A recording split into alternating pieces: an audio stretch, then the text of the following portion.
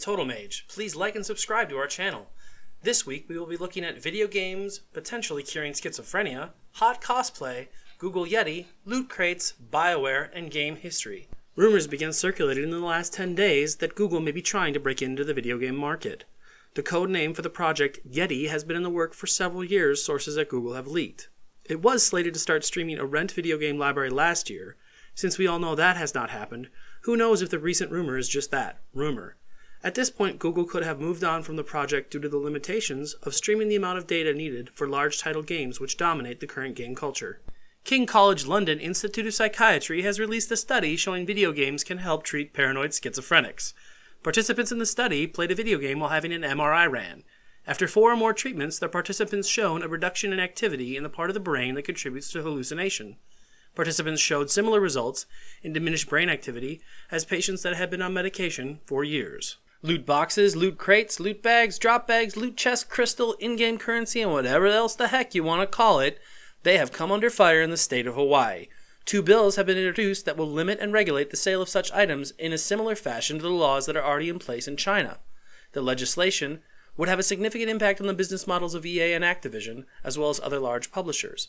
If these new laws are passed, they would require game sellers to notify the buyer prior to purchase that microtransactions are a part of the game, and gamers under the age of 21 will not be able to buy these types of transactions at all.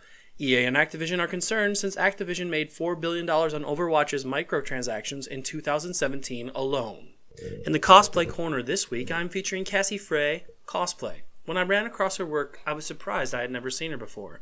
Cassie has done some amazing cosplay over the last couple years, and could be on the rise to match Nagiri and other such high-end cosplayers working in the business currently. You can find her at Cassie Frey Cosplay. Link to her YouTube channel will be in the description below. Bioware has moved the majority of its staff onto the project Anthem, their single-person FPS shooter that they would like to be competition with the big dog Activision's Destiny. Back in 2007, EA bought Bioware and expanded it from 1 office to 4.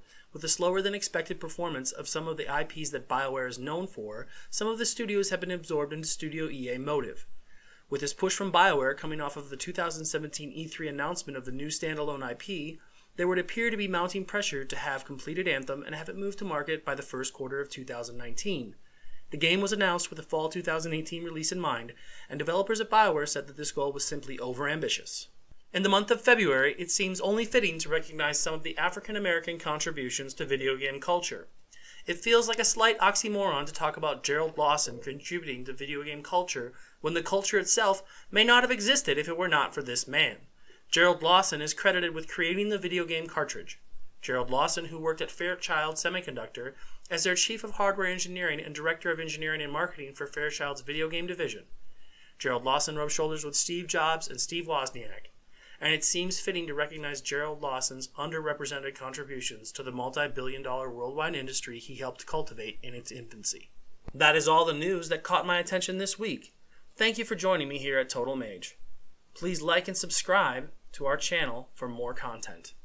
And with that, I will see you next week.